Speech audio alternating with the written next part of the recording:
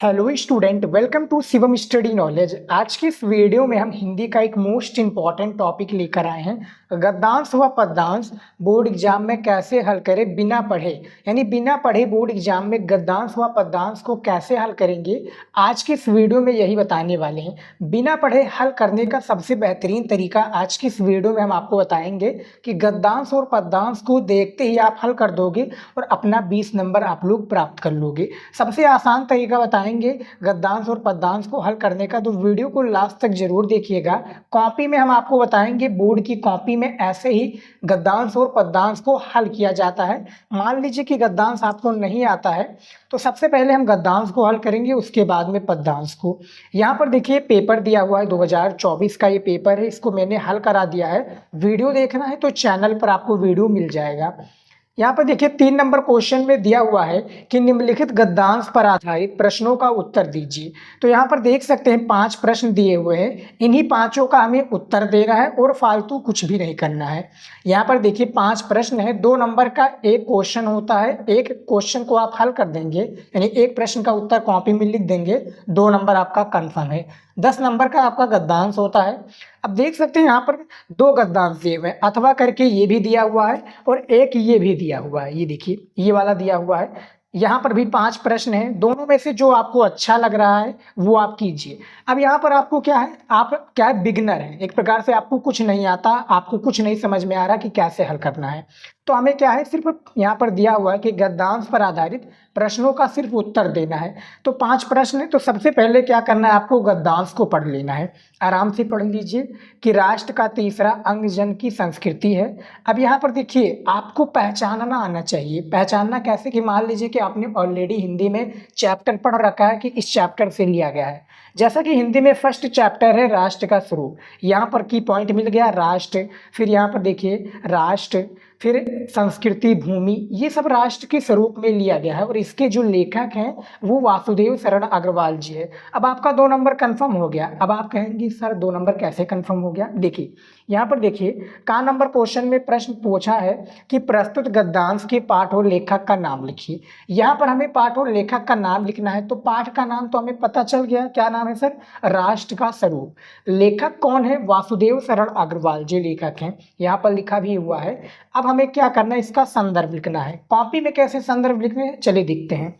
ये देखिए, अब देखिए स्टूडेंट, जैसा कि हमने आप लोगों को बताया है, आपको क्या क्या उपयोगी है कॉपी में गद्यांश और पद्यांश को हल करने के लिए। ये देखिए ये 4 चीज़ें बहुत ज़्यादा जरूरी है। एक आपका ब्लैक स्केच हो गया, एक ब्लैक पेन, एक आपका ब्लू पेन और एक आपका स्केल यानी पटरी। ये 4 चीज़ें बहुत ज़्यादा जरूरी है बोर्ड की कॉपी लिखने के लिए। ठीक है, अब यहाँ पर देखिए क्या करना है स्टूडेंट, अब आपको संकेत डालना है। अब यहाँ पर आप देखेंगे संकेत किस लिए सर जी, देखिए संकेत इसलिए बेटा कि आप क्या है, बोर्ड एग्जाम में जाएंगे, 2 गद्यांश दिया हुआ है, एग्जामिनर को कैसे पता चलेगा कि आपने कौन सा गद्यांश हल किया है।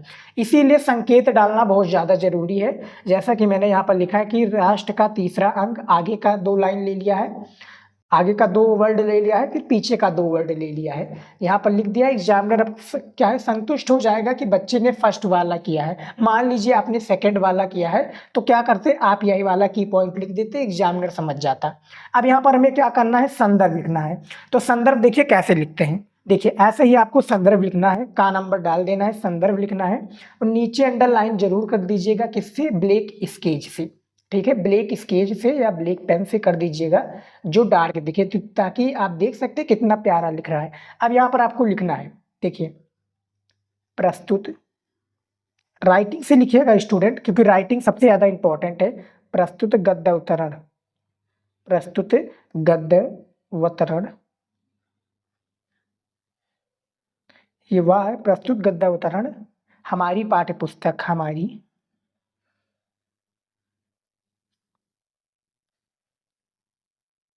पाठ्य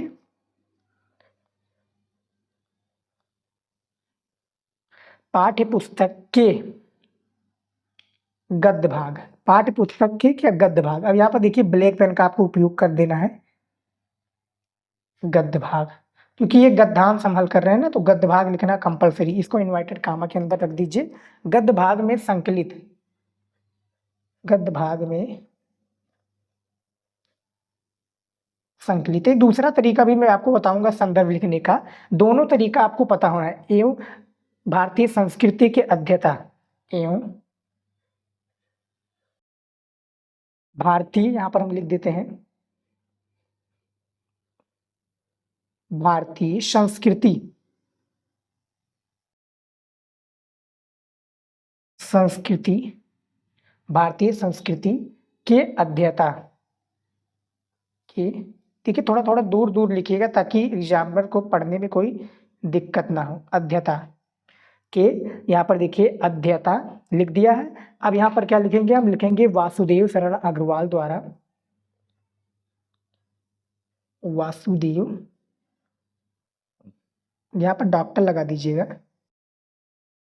वासुदेव शरण अग्रवाल, इनका पूरा नाम यही है ना, इन्वर्टेड कॉमा के अंदर आप रख दीजिएगा। अध्येता डॉक्टर वासुदेव शरण अग्रवाल, थोड़ा यहाँ पर डॉक्टर मिस्टेक हो गया स्टूडेंट, थोड़ा आप क्या है वर्ड यानी गैप रखिएगा। डॉक्टर वासुदेव शरण अग्रवाल द्वारा लिखित, द्वारा लिखित, द्वारा लिखित, क्या लिखना है, चैप्टर का नाम लिखना है, राष्ट्र का स्वरूप। क्या नाम है चैप्टर का नाम, राष्ट्र का स्वरूप, राष्ट्र के स्वरूप शीर्षक से अवतरित है, शीर्षक से अवतरित है। क्या लिख देंगे, अवतरित, अवतरित है। देखिए अभी हमारा संदर्भ हो गया, इतना लिख देंगे 2 नंबर कंफर्म है। संदर्भ में क्या लिखा है कि प्रस्तुत गद्य अवतरण हमारी पाठ्य पुस्तक के गद्य भाग में संकलित एवं भारतीय संस्कृत के अध्येता डॉक्टर वासुदेव शरण अग्रवाल द्वारा लिखित राष्ट्र का स्वरूप शीर्षक से अवतरित है।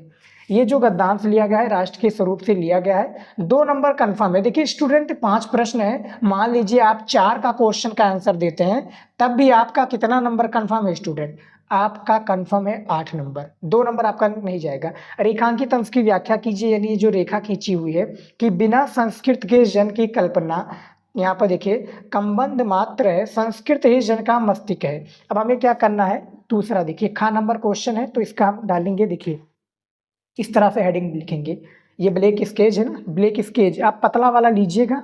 इसके बाद में यहाँ पर हम लिखेंगे खा, ये देखिए खा लिख दी। अब यहाँ पर हम ब्लैक पेन का उपयोग करेंगे, लिखेंगे रेखांकित, रेखांकित अंश की व्याख्या, रेखांकित अंश की, यहाँ पर देखिए रेखांकित अंश की व्याख्या। बैकग्राउंड में आवाज काफी आ रही है, अननोन आवाज, तो इसको प्लीज इग्नोर कीजिएगा। रेखांकित अंश की व्याख्या। अब यहाँ पर क्या करेंगे, पटरी की सहायता, जैसा कि हमने कहा था पटरी भी आपकी उपयोगी है, तो पटरी की सहायता से आपको क्या करना है, अंडरलाइन कर देना है। देखिए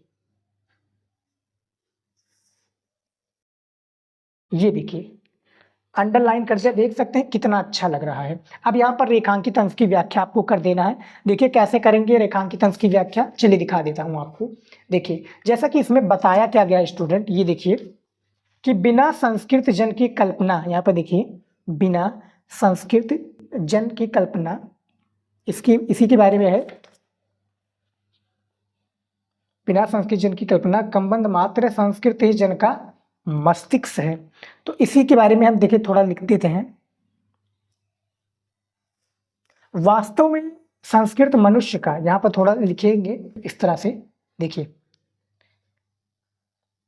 काफी स्टूडेंट इस तरह से लिखते हैं कि वासुदेव शरण अग्रवाल जी कहना चाहते हैं, ये सब आप मत लिखिए, फालतू चीजें मत लिखिए, जो लाइन है वो लिखिए, सीधा आप डायरेक्ट लिखिए। इसका हिंदी में आपको अर्थ बताना है, वास्तव में संस्कृत,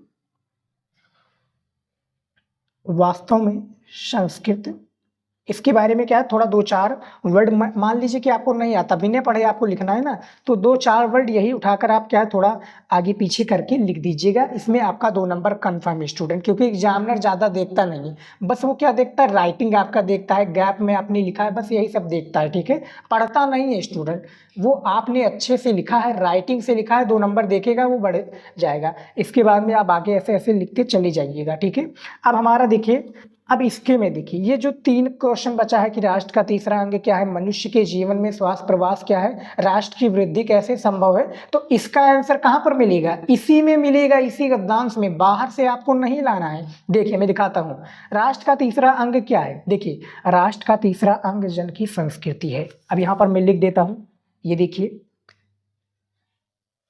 गा नंबर है ना, ये देखिए गा नंबर हमने डाल दिया है। इसके बाद में देखिए लिख देते हैं, इसका डायरेक्ट हम आंसर लिख देंगे। क्या लिखेंगे, ये देखिए राष्ट्र का तीसरा अंग जन की संस्कृति है। राष्ट्र का तीसरा अंग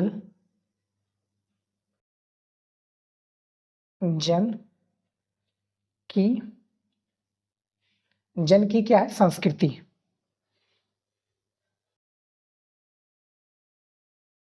जन की संस्कृति है। देखिए थोड़ा गैप में दूर दूर रुकिए, ठीक है। अब ये देखिए लिख दिया आपने, 2 नंबर यहाँ पर भी कंफर्म है, कुछ करना नहीं है आपको, कुछ भी एफर्ट डालने की जरूरत नहीं है। चाहे जो भी आपने गद्यांश हल कर रहे हैं बोर्ड एग्जाम में, ऐसे ही आप थोड़ा दिमाग लगाइएगा और इसमें आपको मिल जाएगा। गद्यांश में आपको बाकी 3 क्वेश्चन का आंसर मिल जाएगा। 2 प्रश्न कंपलसरी होता है। कौन कौन सा क्वेश्चन कंपलसरी होता है, ये देखिए एक क्वेश्चन आपका होता है पाठ और लेखक का नाम, यानी किस चैप्टर से लिया गया, इसके लेखक कौन है, और रेखांकित अंश की व्याख्या। किसी किसी में पूछा जाता है, किसी में नहीं पूछा जाता है। बाकी का चारों का आंसर आपको इसी गद्यांश में देखने को मिल जाता है। आप चाहे ये वाला हल कीजिए और चाहे आप ये वाला हल कीजिए, दोनों का आपका इसी में आंसर मिल जाएगा स्टूडेंट, मैं गारंटी लेता हूँ, ठीक है। अब आपका ये वाला बचता है कि मनुष्य के जीवन की श्वास प्रवास क्या है। देखिए आराम से देखिए, बिना पढ़े मैं हल कर रहा हूँ, बिना कुछ एफर्ट के स्टूडेंट, ठीक है। देखिए मनुष्य के जीवन में श्वास प्रवास क्या है, तो यहाँ पे देखिए, ये देखिए यहाँ पे देखिए, मनुष्य के युगों युगों से जिस सभ्यता का निर्माण किया है वही जीवन का श्वास प्रवास है। अब मैं इसको लिख देता हूँ, घा नंबर है ना, ये देखिए, ये देखिए काला स्केच हमने ले लिया। घा नंबर में हम इसको पूरा डिटेल में लिखते चले जा रहे हैं। मनुष्य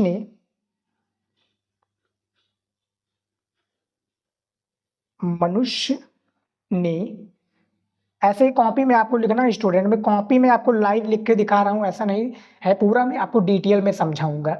युगो युगो युगो युगो युगो में जिस सभ्यता, युगो युगो में जिस सभ्यता, देखिए जिस सभ्यता, ये देखिए जिस सभ्यता का निर्माण, जिस सभ्यता का निर्माण किया है, ये देखिए निर्माण किया है, वही, ये देखिए वही उसके जीवन, उसके जीवन, वही उसके जीवन की, ये देखिए श्वास और ये देखिए प्रश्वास है। देखिए हमने कुछ भी नहीं किया, ज्यादा कुछ एफर्ट नहीं किया, सिर्फ हमने क्या है, गद्यांश का जो दिया हुआ था पेपर में, वही गद्यांश को उठाकर यहाँ पर पेस्ट कर दिया है। थोड़ा दिमाग लगाया, हमारा 2 नंबर यहाँ पर कंफर्म हो गया, ठीक है। सेम वही यहाँ पर वह दिया हुआ है कि देखिए राष्ट्र की वृद्धि कैसे संभव है, तो राष्ट्र की वृद्धि देखिए कैसे संभव है, ये देखिए संस्कृत के विकास और अभ्युदय द्वारा राष्ट्र की वृद्धि संभव, यानी यहाँ से हमने उठाया यहाँ तक एंड कर दिया, हमारा कॉपी में लिख दिया, हमारा 2 नंबर कंफर्म है। तो टोटल 10 नंबर हमारा कंफर्म हो गया। स्टूडेंट देख सकते हैं कैसे हमने कंफर्म किया। हमें क्या है, ज़्यादा एफर्ट नहीं किया, हमने थोड़ा दिमाग लगाया कि किस चैप्टर से लिया गया है। गद्यांश आपको उसी चैप्टर से मिल जाएगा। तो ये हमने देखा राष्ट्र के स्वरूप से लिया गया है। रेखांकित अंश की व्याख्या कर दीजिए। मान लीजिए नहीं आ रहा आपको तो थोड़ा हमने जैसा कि ये बताया रेखांकित अंश की इस तरह से व्याख्या लिखिए। उसके बाद में थोड़ा बिना ये वाला उठाकर यहाँ तक कर दीजिए, फिर 2-4 लाइन ऐसे मतलब इधर उधर कर दीजिए। एग्जाम में थोड़ा पढ़ेगा फिर दे चला जाएगा। उसके बाद में तीनों क्वेश्चन का आंसर इसी गद्यांश में मिल जाता है। आपको करना कुछ नहीं है। 10 में से 10 नंबर एग्जामिनर पूरा देगा, ये मेरी गारंटी है स्टूडेंट। आप ऐसे हल करेंगे गद्यांश को, ठीक है।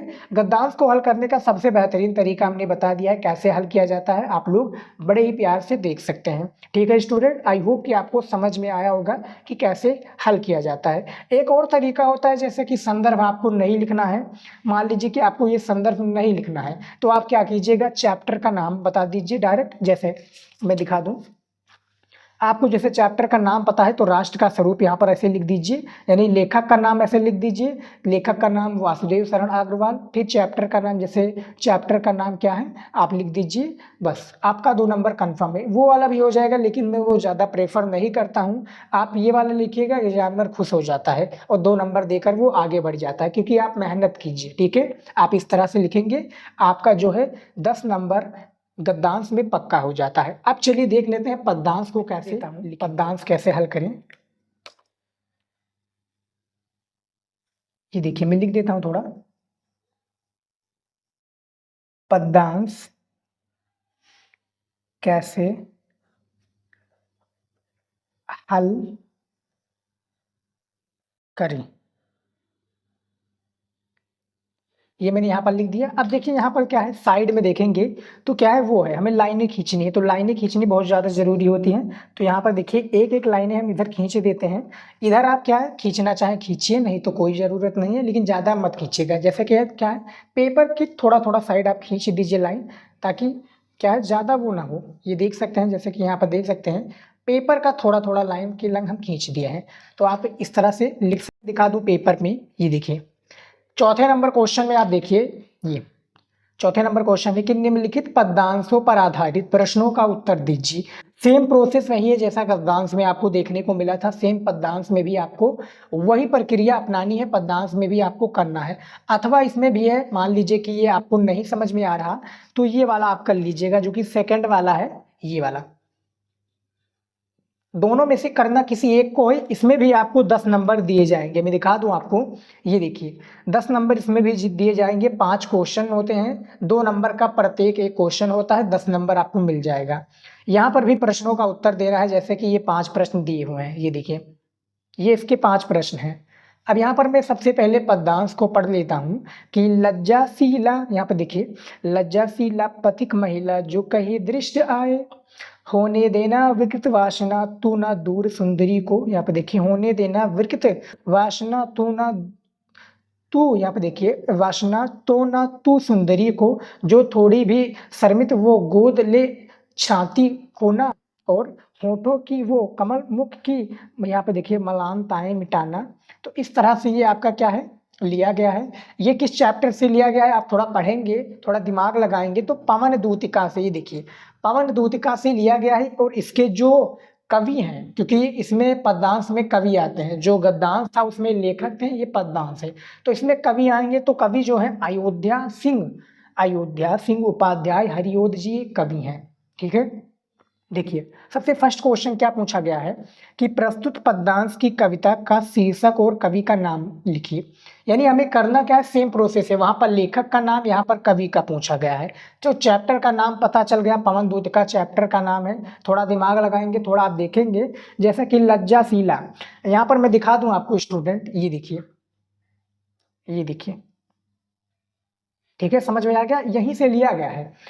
क्या कभी कभी क्या होता है, जो आपका पद्यांश होता है पद्यांश के बीच में से ले लिया जाता है, थोड़ा थोड़ा लिया जाता है ना, तो थोड़ा ले लिया जाता है, उसके बाद में उसी को पद्यांश बना दिया जाता है। अब यहाँ पर भी हम क्या करेंगे, सेम प्रोसेस वही करेंगे। अथवा लगा है, दोनों में से किसी एक को करना है। तो करेंगे क्या, सबसे पहले संकेत डालेंगे। क्या डालेंगे हम, सबसे पहले संकेत।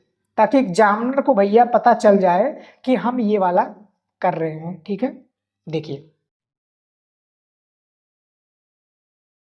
संकेत को हमें यहाँ पर देखिए ऐसी ही गलतियां होती ना, क्या संकेत डालना है। बोर्ड एग्जाम में गलत हो जाए तो ये नहीं कि आप पहुंच दीजिए, जिस तरह से हमने किया है बस आप इतना ही कर दीजिए, एग्जामिनर संतुष्ट हो जाएगा। ठीक है, संकेत आप लिखेंगे इस तरह से, संकेत ये लिख दिया। अब देखिए संकेत कैसे लिखेंगे, देखिए ये लाइनें हैं, लज्जा लज्जाशीला पथिक, तो इसको हम क्या है यहाँ पर पेस्ट कर देंगे।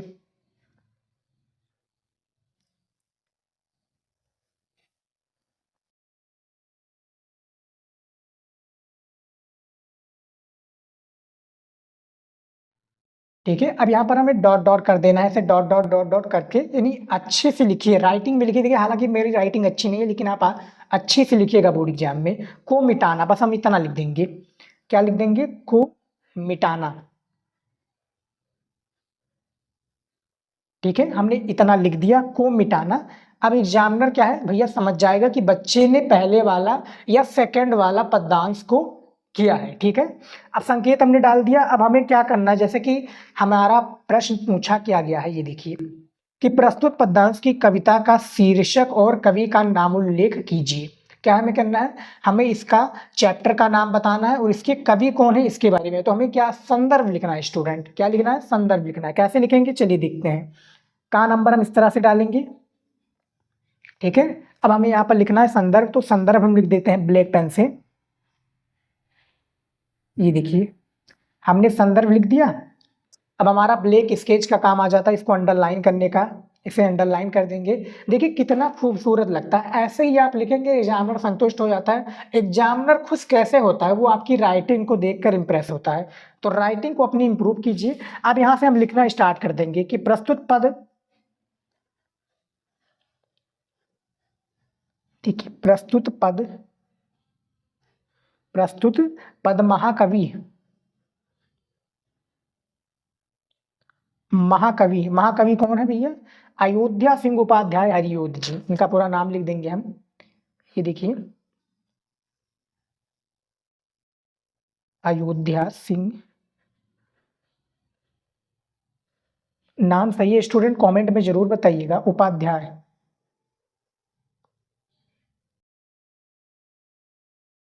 अयोध्या सिंह उपाध्याय हरियोध, हरि यहाँ पे हरियोध, इसको हम इन्वर्टेड कामा के अंदर कर देंगे। ठीक है, बस इतना लिख दिया हमने। द्वारा रचित, ये लिखेंगे हम नीचे, द्वारा, द्वारा रचित, क्या रचित है भैया, द्वारा रचित प्रिय प्रवास, इसको भी हम लिखेंगे प्रिय प्रवास, इसको इन्वर्टेड कॉमा के अंदर कर देंगे, प्रिय प्रवास से हमारी पाठ्य पुस्तक के, जैसे वहां पर गद्य भाग था, यहाँ पर प्रिय प्रवास से हमारी पाठ्य पुस्तक के, यहाँ पर देखिए से हमारी, हमारी पाठ्य,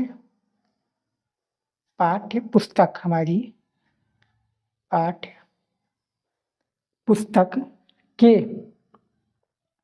पाठ्य पुस्तक के काव्य भाग, ये देखिए काव्य भाग्य में संकलित, में संकलित, में संकलित क्या है, पवन दूतिका, जैसे चैप्टर का नाम अब यहाँ पर आ चुका है, पवन, पवन दूतिका चैप्टर का नाम है भैया आप लोगों का। ये देखिए इसको भी इन्वर्टेड कॉमा के अंदर कर देंगे। शीर्षक काव्यांश से उद्धृत है, शीर्षक काव्यांश, काव्यांश से,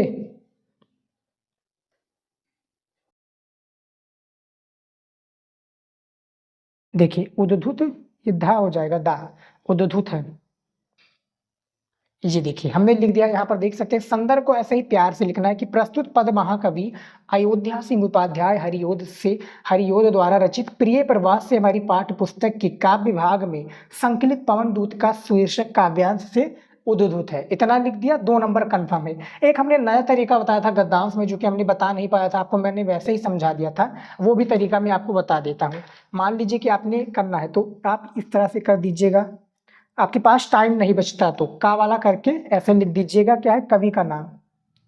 ये देखिए, कवि का नाम, फिर यहाँ पर क्या हो जाएगा, कवि का नाम, फिर शीर्षक का नाम, शीर्षक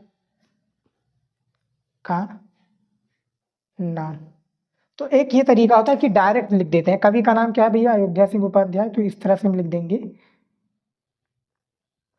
अयोध्या सिंह उपाध्याय हरियोध, हरियोध। इस तरह से क्या है, हमने पूरा नाम लिख दिया। शीर्षक का नाम क्या था भैया, पवन दूतिका, पवन दूतिका, ये भी हम लिख दिया। तो 2 नंबर इसमें भी एग्जामिनर दे देगा, 2 नंबर इसमें भी देगा। लेकिन देखिए 2 नंबर इसमें क्या है, कभी कभी एक ही नंबर इसमें दे देता है। क्यों देता है, क्योंकि भैया आप मेहनत नहीं किए हैं। तो ये वाला मैं ज़्यादा प्रेफर करता हूँ कि ये वाला आप जब लिखेंगे स्टूडेंट, तो इसमें क्या है, 2 नंबर वो दे देगा और वो देखता है कि बच्चे ने मेहनत किया है, राइटिंग से लिखा है, ये सबसे ज़्यादा बेटर होता है। तो आप ये वाला कर सकते हैं, गद्यांश में ये भी अप्लाई कर सकते हैं, पद्यांश में भी कर सकते हैं। दूसरा जो क्वेश्चन है कि लज्जाशीला महिला के लिए कवि ने क्या कहा है, तो लज्जाशीला महिला के लिए कवि ने क्या क्या इसके बारे में आपको बताना रहता है ना, क्या है, खा नंबर यहाँ पर आप डालेंगे। तो इस तरह से आप क्या है, खा नंबर आप लिख देंगे, नीचे अंडरलाइन कर देंगे। यहाँ पर रेखांकित अंश की व्याख्या नहीं पूछी गई, तो यहाँ पर आपको नहीं लिखना है उसके बारे में, जैसे कि लज्जा पथक महिला ने क्या जो कहा है, जैसे लज्जाशीला